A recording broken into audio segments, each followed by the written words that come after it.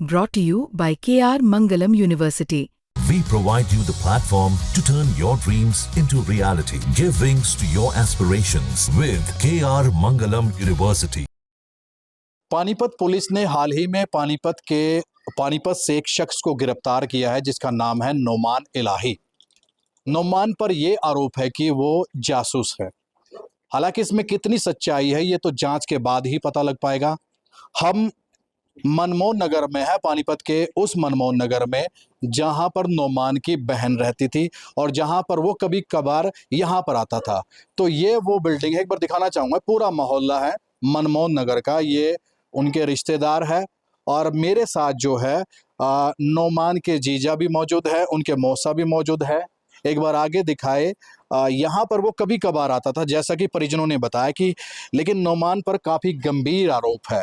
नोमान पर आरोप है कि वो जासूसी करता था, एक ऐप के जरिए पाकिस्तान को इन्फॉर्मेशन पहुंचाता था।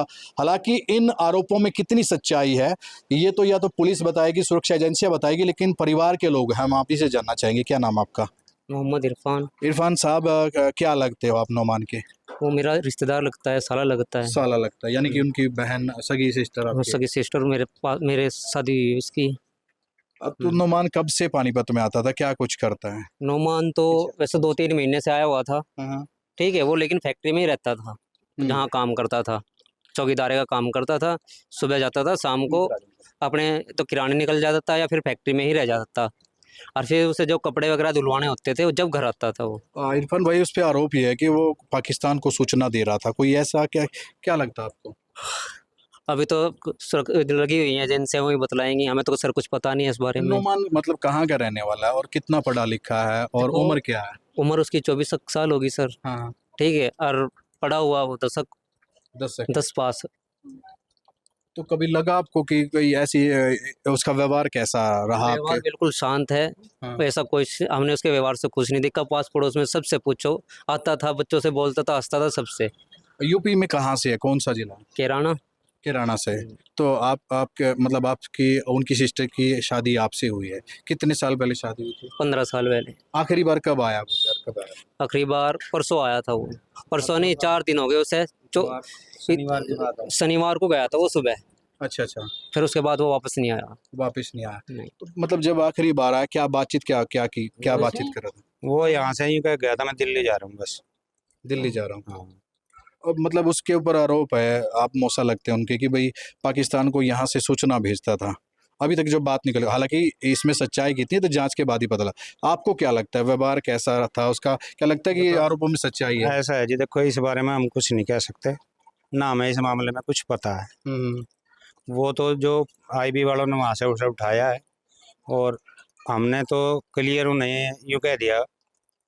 इसके लड़के के बयान हुए, हमने भी कहा भाई ऐसा है, हमारा अगर वो इस काम को कर रहा है तो हमारा उससे कोई मतलब नहीं है, ना हम रिश्तेदारी रखते हैं ऐसे उसे, ना हम आना जाना रखते, हमारे से बिल्कुल बेदखल है हमारे से। तो ये नोमान की जो बहन है, उनके ससुर हैं, इनका ये कहना, अगर इस प्रकार इन आरोपों में कोई सच्चाई है तो कोई रिश्तेदारी नहीं, कोई भी सजा। आप क्या कहना चाहोगे अगर शामिल मिलता है वो पाकिस्तान के साथ? यही बात होगी जो हमारे पापा ने कही है, क्योंकि हम तो फिर हमारा तो कोई रिश्तेदार नहीं है वो, क्योंकि जो हमारा नहीं, जो हमारे देश का नहीं हुआ वो हमारा नहीं है। आप क्या कहना, जो देश का नहीं वो हमारा? सही बात है, सही बात है। जो गद्दारी करेगा वो गद्दार है, अच्छा। चाहे उसमें रिश्तेदार हो चाहे कोई भी हो। यहाँ आता था, किस तरह की बातें करता है वो? हमारे साथ तो ज्यादा बात ही नहीं कर रहा था वो।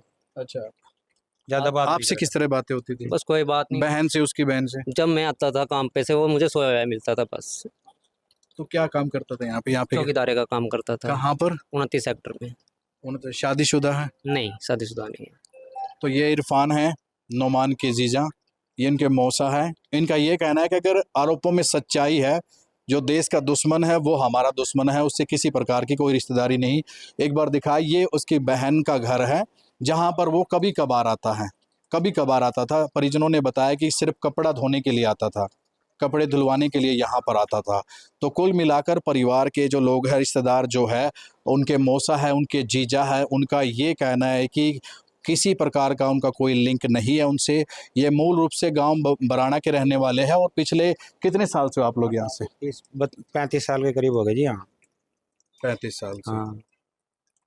अच्छा, अगर कभी यहाँ पर कोई ऐसी एक्टिविटीज देखी उसकी, कोई ऐप के जरिए कुछ देखता हो मोबाइल में, कुछ ऐसा कुछ कुछ नहीं थी। कोई बातचीत की हो कभी ऐसी? नहीं हमारे सामने अगर कुछ हमारे ऐसी बात सामने ऐसी बात करता तो हम पहले ही नहीं लपेट देते उन्हें, हमसे पहले नहीं निकलवा देते।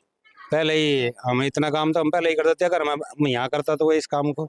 अच्छा, हाँ जी, कितनी उम्र बताई नोमान की? 23-24 साल है। 23-24 साल। पानीपत में कितने दिन से था वो? वो तो अभी आया 2-2.5 महीने सारे ही हुए हैं।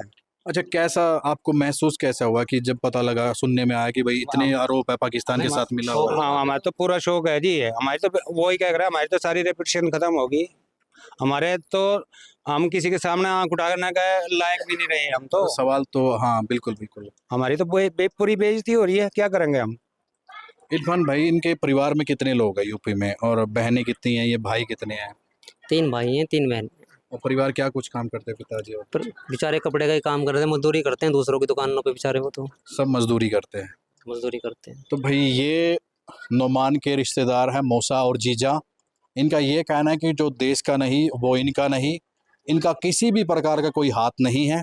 वो जब भी यहाँ पर आता था सिर्फ कपड़े धुलवाने के लिए अपनी बहन के पास आता था। और उनकी बहन की हम बात, क्या नाम, बहन का क्या नाम बताए? जीनत, जो उनकी बहन है, वो जब से उसको हिरासत में लिया गया वो सदमे में है, घर पे नहीं है, हॉस्पिटल में एडमिट है, उनकी तबीयत खराब है। तो कुल मिलाकर परिवार का पक्ष जाना, और आरोपों में कितनी सच्चाई है ये तो सुरक्षा एजेंसी जांच के बाद ही पता लग पाएगी। लेकिन जहां पर वो कभी कभार आता था, जिन लोगों पर आरोप लगे हैं, उन्होंने देश को सबसे पहले कहा कि देश हमारे लिए सबसे पहले है। जो देश का नहीं वो किसी का नहीं, वो हमारा नहीं, रिश्तेदार नहीं। इन्होंने इतना तक कहा कि अगर इन आरोपों में कोई सच्चाई मिलती है तो कानून अपने हिसाब से काम करे।